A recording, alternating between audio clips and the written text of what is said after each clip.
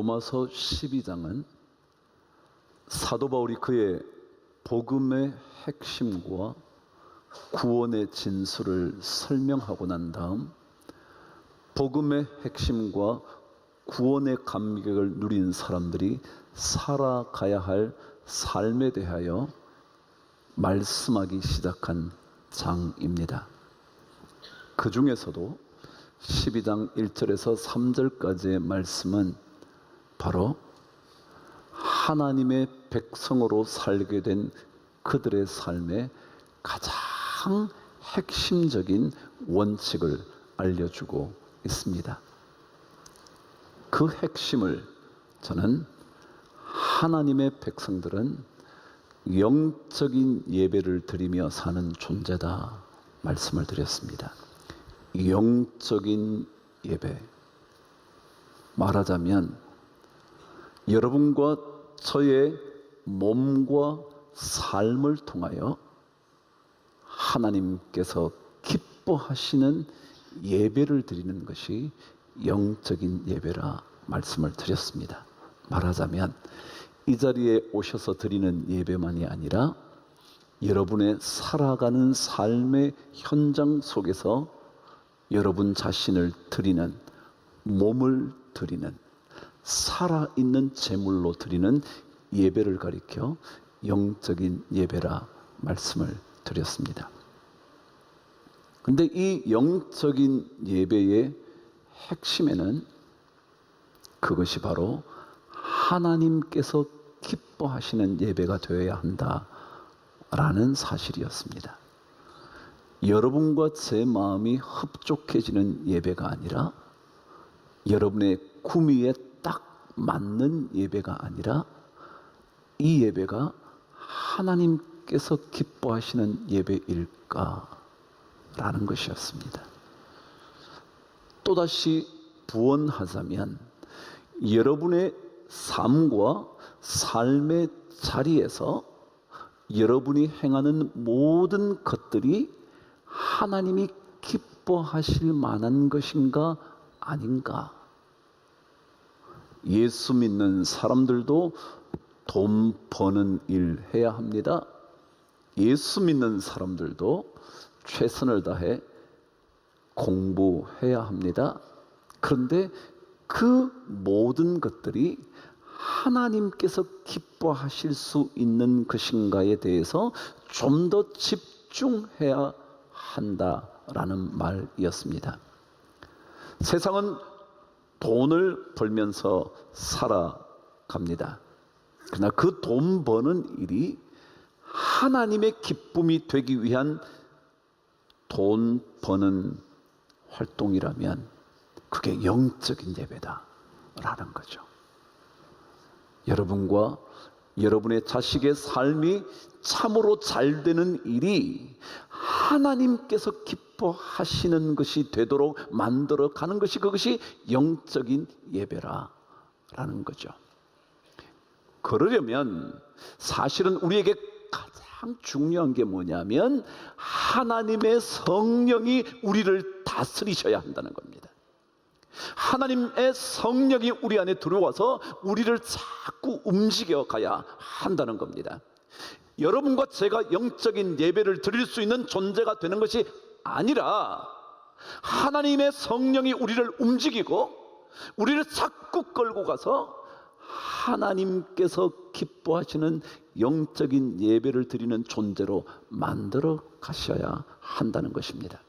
그래서 그리스도인들은 끊임없이 내 안에 성령께서 다스려 주시옵소서, 내 안에 성령이 충만해지게 하여 주옵소서라는 기도가 필요합니다. 왜냐하면 성령께서 우리 안에 거하시지 않고는 우리는 영적으로 살아가기가 어렵습니다. 성령께서 내 안에 성령의 감동을 주시지 않고는 하나님이 기뻐하시는 그 어떤 것을 할 수 있는 존재가 우리가 아니기 때문에 그렇습니다. 로마서 8장 9절에서 사도 바울은 이렇게 말한 적이 있었습니다. 함께 읽어보실래요? 시작.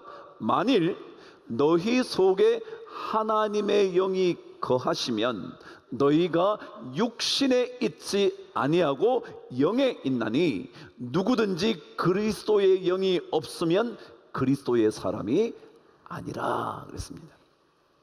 여러분과 제가 영적인 삶을 살아가려면 육신 속에 거하지 않아야 된다는 거예요. 근데 육신 속에 거하지 않는 인생이 되려면 하나님의 영이 우리에게 있어야 된다는 거예요. 하나님의 영이 우리에게 있을 뿐만 아니라 그 안에서 계속 우리를 움직여 주셔야만 우리가 육적인 삶을 살지 않는다는 거예요. 다시 말하면 영적인 사람만 영적인 삶을 살 수가 있습니다. 영적으로 살려고 한다 해서 영적인 사람이 되는 게 아니고요, 영적인 사람이 되어야 영적인 삶을 살아간다는 겁니다. 순서가 바뀌시면 안 됩니다. 우리는 내가 영적으로 살아야지, 내가 이렇게 살아야지 라고 말해서 영적인 존재가 되는 게 아니고요, 영적인 존재가 되고 나면 영적인 삶을 삽니다. 그래서 하나님의 사람들은 시도 때도 없이 이 얘기를 자꾸 듣는 거예요. 성령의 충만을 받아라. 왜냐하면 성령이 나를 움직여야 하나님의 영적인 존재가 되어 영적인 예배를 드릴 수 있게 되거든요.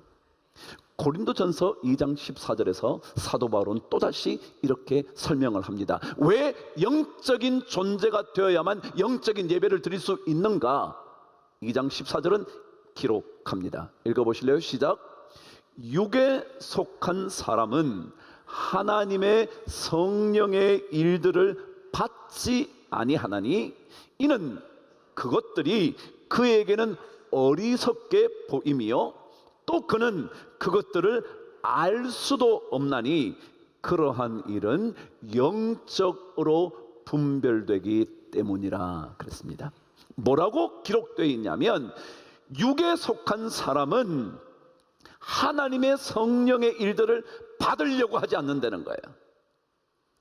왜냐하면 그것들이 다 어리석게 보이거든요. 에이, 당신 세상 몰라서 그래.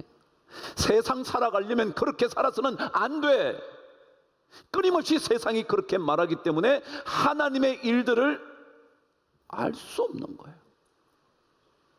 그리고 받으려고 하지도 않는 거예요. 왜요? 엉뚱한 얘기만 자꾸 하는 것 같거든요. 그래서 하나님의 일, 하나님의 영적인 일을 하려면 하나님의 성령이 내 안에 들어와야 된다는 겁니다.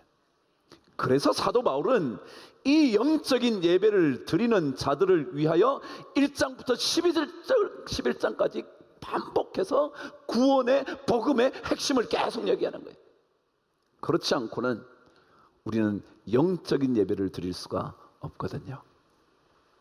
지난 시간 우리는 영적인 예배의 가장 핵심이 뭐냐면 하나님이 기뻐하셔야 된다 그랬어요. 하나님이 기뻐하시는 거. 또다시 강조하건대 여러분이 좀 좋아하고 안 좋아하는 건 문제가 아니에요. 여러분이 좀 익숙하고 익숙하지 않은 게 문제가 아니에요. 이 예배가 하나님께서 받으실 만한 거룩한 예배인지에 대하여 여러분과 저는 집중해야 합니다. 내가 들어보니 그건 나한테 안 맞는 거야, 그것과 관계없습니다. 하나님의 말씀은 우리의 입맛, 삶의 방식, 거기에 맞는 것이 아니라 하나님께서 원하시는 것들을 말씀하시기 때문에 그렇습니다. 그래서 가장 중요한 핵심은 하나님이 기뻐하셔야 돼요. 공부를 해도, 돈을 벌어도, 자식을 길러도, 가정을 꾸려가도, 사업체를 이끌어가도 그게 하나님이 기뻐하셔야 됩니다. 그런데 오늘 성경은 하나님이 기뻐하시는 산 제물로 드리는 영적 예배를 설명하면서 한 단어를 더 덧붙여 놓았습니다. 1절 말씀 저와 함께 읽겠습니다. 시작. 그러므로 형제들아, 내가 하나님의 모든 자비하심으로 너희를 권하노니 너희 몸을 하나님이 기뻐하시는 거룩한 산 제물로 드리라. 이는 너희가 드릴 영적 예배니라. 하나님이 기뻐하시는 산 제물 앞에 한 단어를 덧붙였습니다. 뭐냐면 거룩한이라는 것입니다. 다시 말하면 하나님이 기뻐하시는 게 뭐냐면 거룩한 거라는 거예요. 거룩한 것. 많이 들어보셨죠? 내가 거룩하니 너희도 거룩할지니라. 거룩에 대한 이야기를 끊임없이 들었어요. 근데 또한 그 거룩하다는 단어가 가장 중요한 의미가 뭐냐면 구별된다라는 의미였다는 것입니다. 우리 그리스도인들의 영적인 예배자의 삶은 세상과 구별되어야 한다는 얘기였잖아요. 근데 구별된다는 것은 다르다 그런 뜻입니다. 예를 들자면 세상이 이렇게 말한다면 하나님의 사람들의 말은 다르다는 것입니다. 세상이 이렇게 생각한다면 하나님의 사람들이 생각하는 것은 이것과 다르다는 겁니다. 세상이 이렇게 살기를 요구한다면 하나님의 사는 방식은 다르다. 이게 거룩하다라는 의미입니다. 제가 지난 수요일인가요? 어젠가요?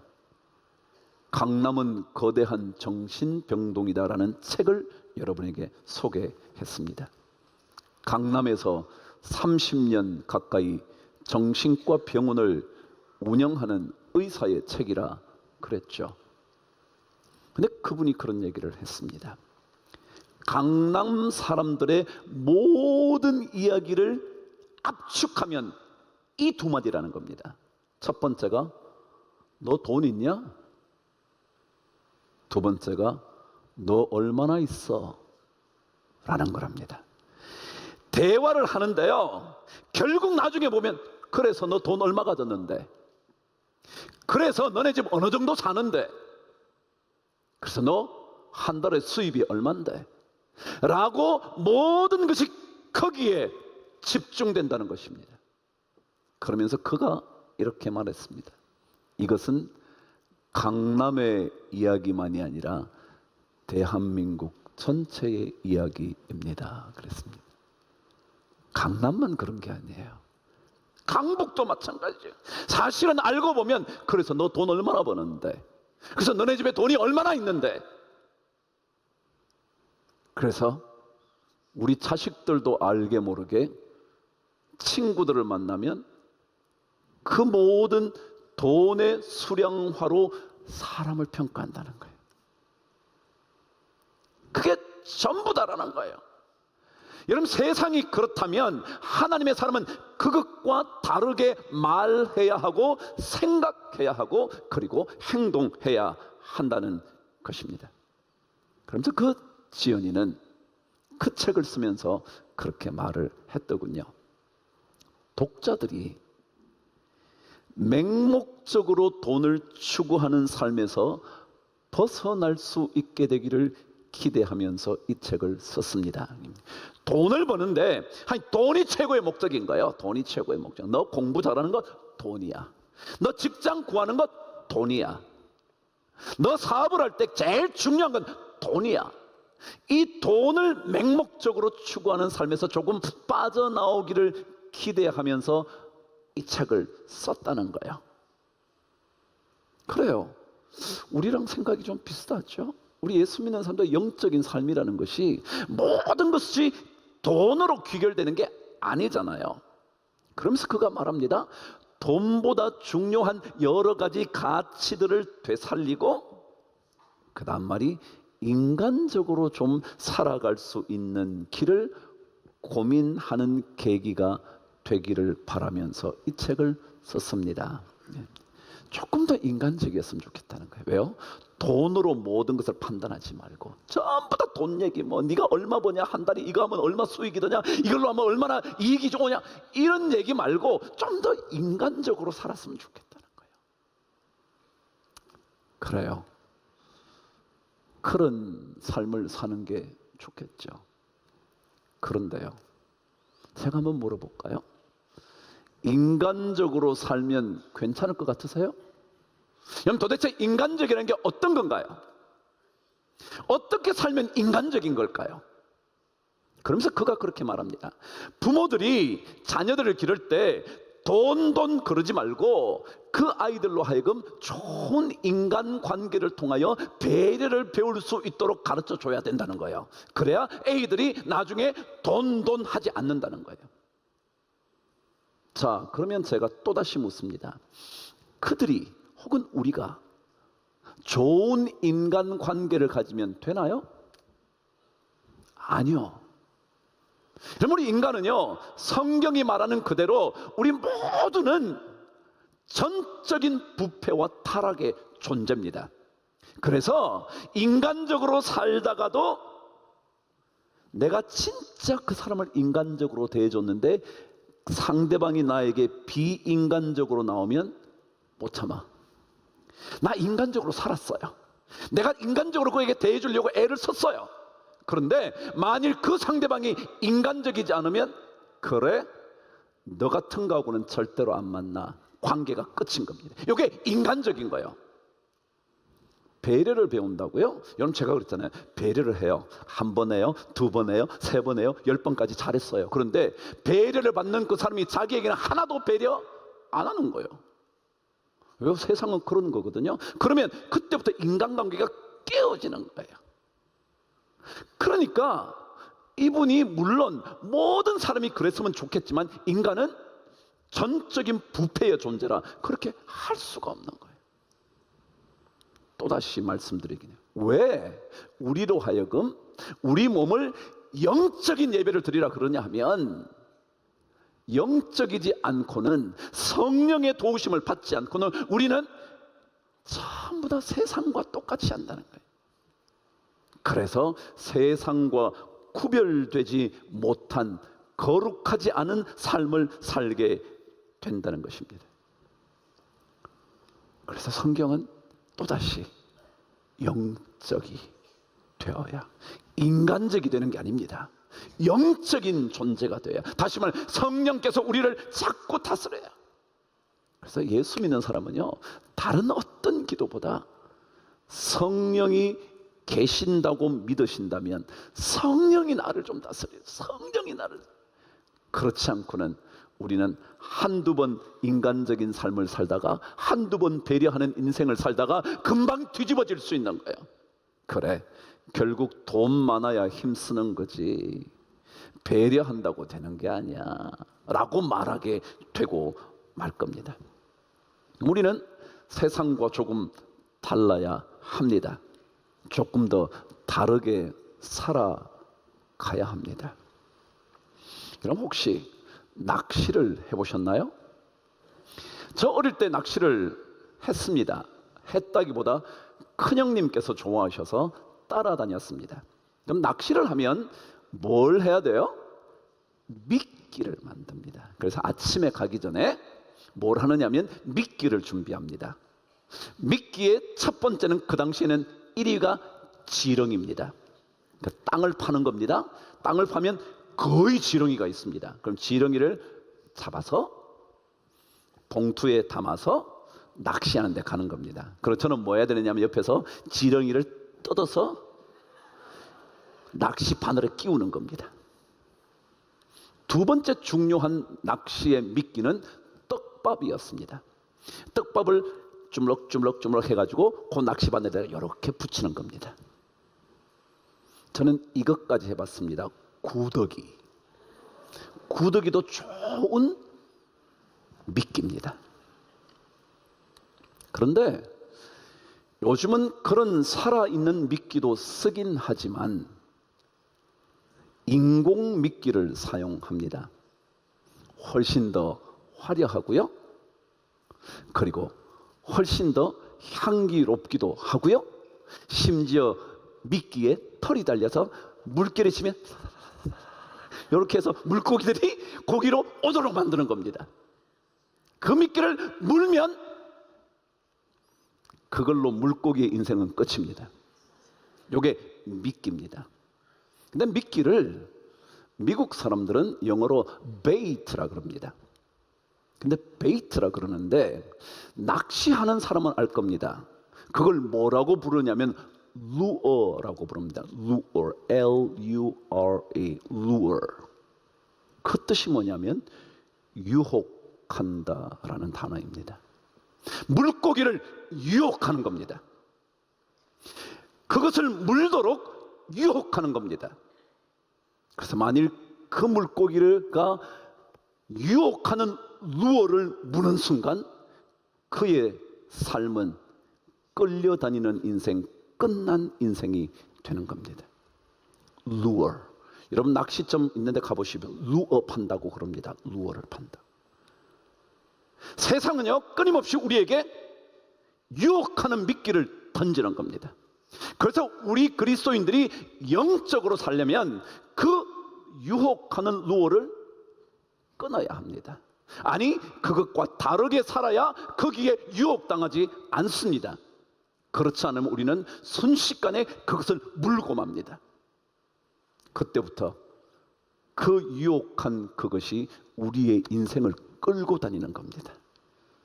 그래서 우리로 하여금 절대로 영적으로 살지 못하게 만드는 겁니다. 오늘 성경은 우리에게